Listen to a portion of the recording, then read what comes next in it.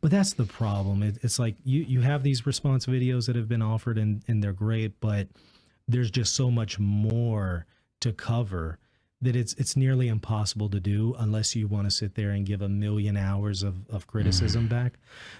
So what I've just done is pointed out the fact that you'll see some of these Sedevacantists effectively admit on their own part that, there's pretty much no valid, there are just a few valid bishops out there. Most of the priests that are out there aren't really validly ordained. There's a handful of them out there.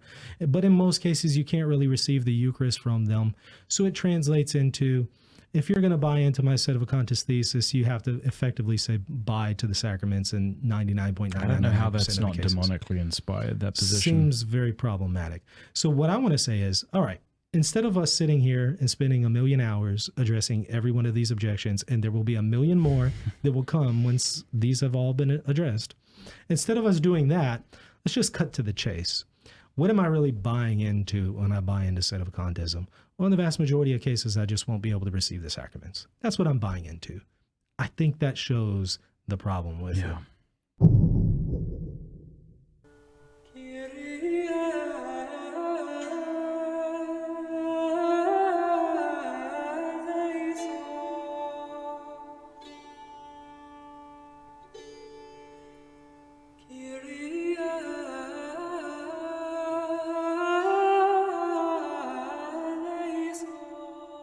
Your Excellency, one more question about this, basically a message. Which message do you have for those who do not have a mass that is not unacum to go to? So what do you think, do you say to them?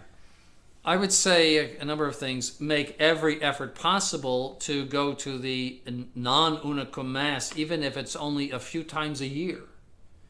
They might have to travel a long way in order to find one. So at least they could do that. They should avoid absolutely the unicum mass.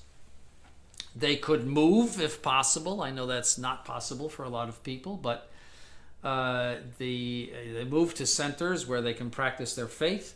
I always say to people, if the water dried up where you live, wouldn't you move away? Wouldn't you go into a place where there is water? And of course the answer is yes. Well, the Catholic Mass and the Catholic faith is far more important than the water that you drink, because your body is going to die, but your soul will go on forever, and you need the water of the true Mass, the true sacraments, true doctrine, etc.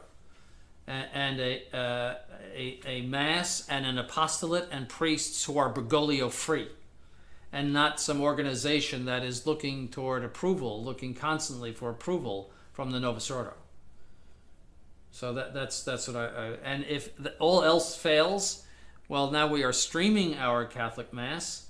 The beauty of God's mercy is that you can obtain the same graces by desire if you have an obstacle to the fact. In other words, if you cannot get to Mass, the desire to go to Mass, people make spiritual communions, that this desire is a substitute in God's eyes for the graces that you would receive by being there physically. Because it's not like the Old Testament, which was all physical. It's the religion. The New Testament is the religion of the Spirit, and St. Paul is very clear about that. And so that's why there is something called baptism of desire. If you have an obstacle to baptism of water for whatever reason, the will to live by God's laws and to know God as He is, and to is an implicit will to receive baptism. And so, by attending the Mass online, I would say that God would grant you all the graces that He would grant you if you were physically there. See, so I think you should profit from modern technology and do that. It's very easy. And there are many Masses, not only our own, but many Masses that you could look at.